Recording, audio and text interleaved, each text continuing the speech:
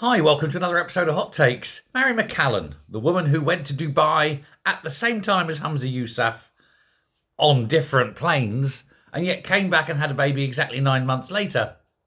We still haven't seen the baby. Has recently been promoted to the rank of housing minister, replacing McClellan because he was no good either. Now, she has had to admit privately, not out loud, but amongst the hushed circles, that her target of 110,000, what they call affordable homes by 2032 is dead in the water. Ain't going to happen, can't happen, will not happen, impossible. They've given up. They've effectively given up. They're going to try and still push for it, but they know it just can't happen. One of the problems they've got is a failure to understand how house building works, because these people have never had a job. They don't understand the real world. They don't understand economics. They don't understand capital. They don't understand investment. They don't understand return on investment. They understand sweet FA. And if you want to build 110,000 homes affordable over the course of the next 7 years, so where are you going there for? 8,000, 10,000, 12, 14,000 a year, more or less.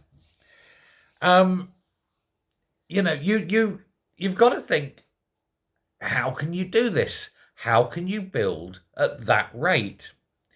Well, you can't just build all those houses at affordable rates. You see, affordable means it's cost plus 5%. And so the return on investment is 5% for builders. And that for them is nothing. They might as well not bother, especially with inflation running at 3.5%. I mean, they're effectively getting nothing if it takes a year to build. So what do the builders do? Well, it's simple. What they do is they say, right, we want to build 200 houses on this estate. We'll build this new estate here. We want to put up 200 houses. We'll give you 10 of them at affordable rate, and we'll make the rest of our money, the rest of our return on the commercial sale value of the rest of the houses. And that's usually what happens because, everybody's aware that if a builder isn't going to make money, the builder ain't going to build. Why tie up all that capital and investment for a return that ain't going to come? But the SNP have said, no, you can't have 5%. It's got to be 10 or 12% of these houses. Well, of course, the moment they say that, they're not making any money. And so they say, no, you're okay. And they pass. And they say, well, not only are the affordables not being built, but the commercials aren't being built. And so the housing market gets worse again. This is because, as I say, the likes of Mary McCallan are dumb. Really, really dumb. Then on top of that, they pile so much red tape and planning bureaucracy bollocks on top that it just becomes more or less impossible. Here's the thing. Put me in charge of housing and give me complete control over planning. I will build you as many houses as you like, as quickly as you like, and it will happen without a problem. The reason is I won't screw with the builders. I'll say 5% of all houses built have to be affordable or community community houses. Let's go. Oh, and that planning will ease that through. We'll reduce that. They've got to be EPC. Okay, that's the law, but we'll do it there. Boom, boom, boom, boom, boom. You get rid of all the planning offices all across the country and you say build. Boom, boom, boom. And you don't build on green. You build on brown first. You clean it up. Don't care. You build on brown.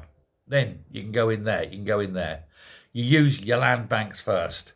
That's fine, but you get them building. And you offer them a little tax break. Doesn't have to be much.